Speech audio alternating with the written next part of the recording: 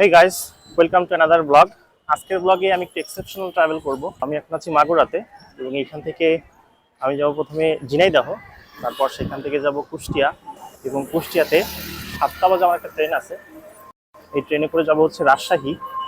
তো আমি এখান থেকে চাইলে ডিরেক্ট যেতে পারতাম রাজশাহী, কিন্তু ভাবলাম একটু অন্যভাবে যাওয়া যাক। এখন হচ্ছে আমি এখান থেকে বাসে উঠবো, বাস সিএনজি যা পাই সেটাতে উঠবো এবং আমার গন্তব্য হচ্ছে রাজশাহী।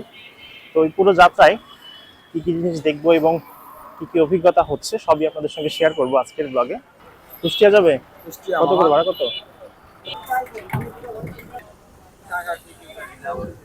যাত্রা শুরু হলো মাগুরা থেকে। বাস ছাড়ার পর দুই পাশে এরকম সুন্দর প্রাকৃতিক দৃশ্য দেখতে দেখতে যাওয়া কিন্তু খুবই আনন্দের বিষয়। আমি সবসময় ট্যুর দেওয়ার সময় লো বাজেট ট্যুর দেওয়ার চেষ্টা করি, যাতে করে টাকা সেভ করা যায়। এটা হচ্ছে ট্যুরের প্রধান রুলস। এই জন্য আমি সব কিছু দেখতে দেখতে যাই। আমি ডিরেক্ট কুষ্টিয়া গিয়ে নামবো, 3 ঘন্টার মতো সময় লাগবে। সেইখানে আমাকে ট্রেন ধরতে হবে। সন্ধ্যা 7:30টার ট্রেন আছে। ট্রেনটা ঢাকা থেকে আসতেছে এবং আমার সঙ্গে আমার এক ফ্রেন্ড আছে, যে কিনা আমার সঙ্গে ওইখান থেকে জয়েন করবে।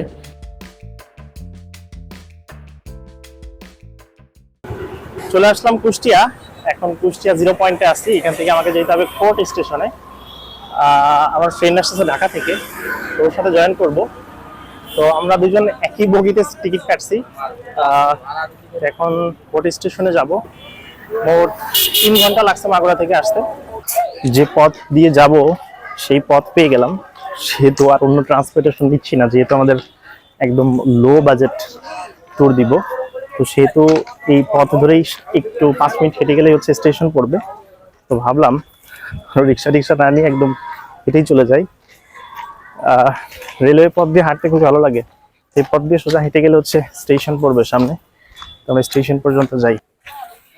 দেশ বিদেশ ঘুরলে অনেক কিছু দেখা যায়। স্টেশনের সামনের এই ট্র্যাক গুলোর উপর, ট্র্যাকের পাশে বসতি আছে, খুব সুন্দর বসতি। যদি দেখাই, এই যে এই পাশে প্লাস এই পাশে এবং পিছনে যেটা ছেড়ে আসছি বসতি আছে। তো এরা এখানে খুব সুন্দরভাবে বসবাস করতেছে। পাশাপাশি অবসর সময় যখন ট্রেন আসে না, ট্র্যাকের উপর বসে আড্ডা দেয়, ঝগড়া করে। তো এটাও একটা এক্সপিরিয়েন্স যে রেলওয়ে ট্র্যাকের পাশে এদের বসতি এবং বসবাস। চলে আসছি কুষ্টিয়া কোর্ট স্টেশনে। এখান থেকেই হচ্ছে গিয়ে ট্রেন ধরতে হবে। তবে ট্রেন আসতে এখন পর্যন্ত 1.5 ঘন্টা লেট। মানে 7টা 30-এ ট্রেন আসবে, আমি 1.5 ঘন্টা আগেই চলে আসছি।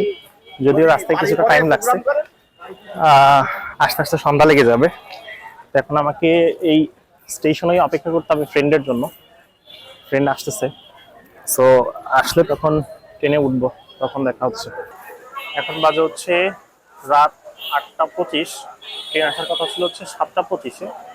সো 1 ঘন্টা লেট। 1 ঘন্টা স্টেশনে বসেছিলাম, ট্রেন আসতেছে সামনে।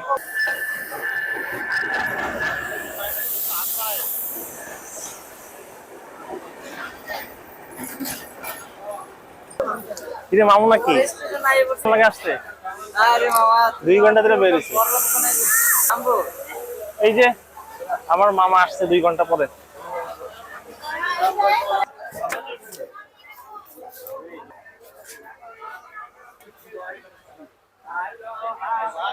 পর ট্রেন পাইলাম, সিট খুঁজতে হবে এখন। মামা আমার ঢাকা থেকে আসতে আসতে হয়রান হয়ে গেছে। রাজশাহী গিয়ে পৌঁছাবে প্রায় 11টা বাজে। ট্রেন 1 ঘন্টা লেট ছিল। সো এখন ঘুমাইতে ঘুমাইতে যাবো। যাওয়ার সময় একটা আকর্ষণ, বর্তমান সময়ের আকর্ষণ হচ্ছে গিয়ে রূপপুর পারমাণবিক বিদ্যুৎ কেন্দ্র, সেটা আমরা দেখবো। আর ব্রিজ সেটাও দেখবো সামনেই। কুষ্টিয়া স্টেশন থেকে ছেড়ে আর স্টেশনে আসছে, সামনে হচ্ছে আমরা রূপপুর পারমাণবিক দেখবো। এটা হচ্ছে বাংলাদেশের একমাত্র পারমাণবিক বিদ্যুৎ কেন্দ্র, যেটা কিনা রিসেন্টলি হচ্ছে গিয়ে উদ্বোধন, এবং খুব শীঘ্রই আমরা এটা থেকে বিদ্যুৎ পেতে চলেছি।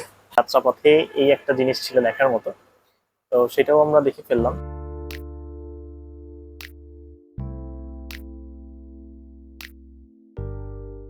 গন্তব্য এখানেই শেষ, রাজশাহী নামলাম এবং ট্রেন 2 ঘন্টা লেট করছে। এখন বাজে হচ্ছে গিয়ে 12টা, মানে পরের দিন হয়ে গেছে।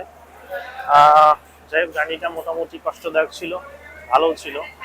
গল্প করতে করতে চলে আসছি। আর যাদের হাতে প্রচুর সময় আছে তারা ট্রেনে করে আসবেন। দেখা হচ্ছে রাজশাহী, আরো নতুন নতুন সব এক্সপ্লোরার ভিডিও নিয়ে কালকে থেকে রাজশাহী ঘুরবো। টাটা।